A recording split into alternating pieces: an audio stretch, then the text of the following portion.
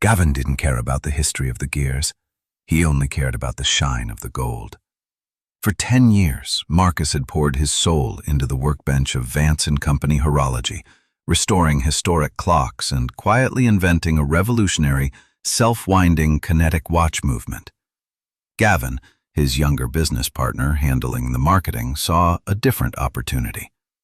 On a rainy Tuesday, Marcus walked into the shop to find the display cases empty and a team of corporate movers packing up his grandfather's heavy oak desk. Gavin stood in the center of the room, wearing a flawless Italian suit and holding a legal document. "What is this, Gavin?" Marcus asked, his voice steady despite the sinking feeling in his chest. "It's progress, Marcus," Gavin smiled, handing over a non-compete clause. "I just sold the exclusive rights to your kinetic movement blueprints to Kronos Global for $4 million. And since the business structure gives me majority administrative control, you're officially bought out. Here's a check for 50 grand. Pack your hand tools and go retire." Marcus looked at the check, then at the man he had mentored for a decade. He didn't yell. He didn't slam his fists. Instead, his eyes drifted to the digital tablet on Gavin's desk, which displayed the final blueprint file sent to Kronos Global. Marcus noticed the file name: kinetic_final_v1.dwg. A quiet, beautiful realization washed over Marcus. He knew that file. It was the uncalibrated prototype.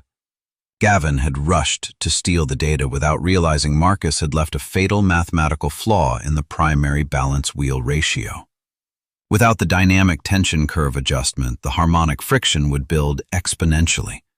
After exactly 500 hours of continuous ticking, the microgears would structurally fail. "Is there a problem?" Gavin sneered, noticing Marcus's slight smile.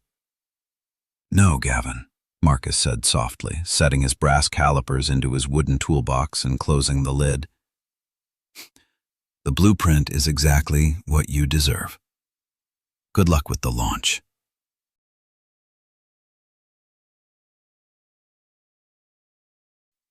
Three weeks later, Kronos Global launched the Gavin Chronograph with an aggressive multi-million-dollar marketing campaign. Gavin was hailed as a design prodigy, appearing on the covers of watchmaking magazines worldwide.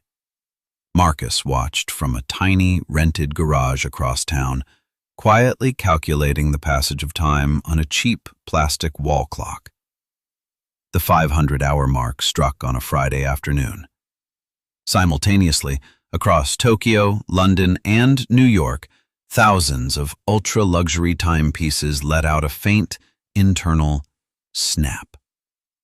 The delicate sapphire-coated gears inside the watches sheared themselves into metallic dust under the unmitigated friction.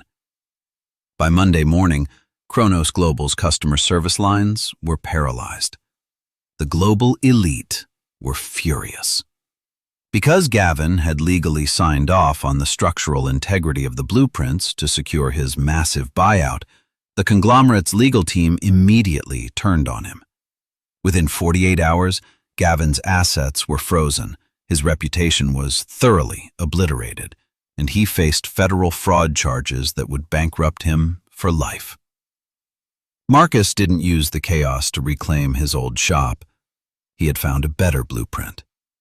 Using his modest buyout money, Marcus transformed his rented garage into the Apprentice Forge, a free, open-door workshop dedicated to teaching traditional mechanics and engineering to neighborhood kids who couldn't afford trade school. One evening, Marcus caught a scruffy 15-year-old kid named Leo trying to slip a high-end steel micrometer into his jacket pocket. Instead of calling the police, Marcus pulled up a stool, set a broken 1920s pocket watch on the velvet pad, and handed the boy a pair of tweezers. "The balance staff is bent," Marcus said gently, pointing to the tiny microscopic wheel. "If you force it, it breaks. But if you take your time and find the right pressure, you can make it run forever." Want to try? Leo looked at the watch, then at Marcus, the anger in the boy's eyes melting into sudden, raw curiosity. He sat down. As Marcus watched the teenager carefully realign the gears under the warm glow of the workbench lamp, he knew his legacy wasn't in a corporate catalog or a multi-million-dollar brand. It was right here, being passed down to the next generation, ticking perfectly into the future.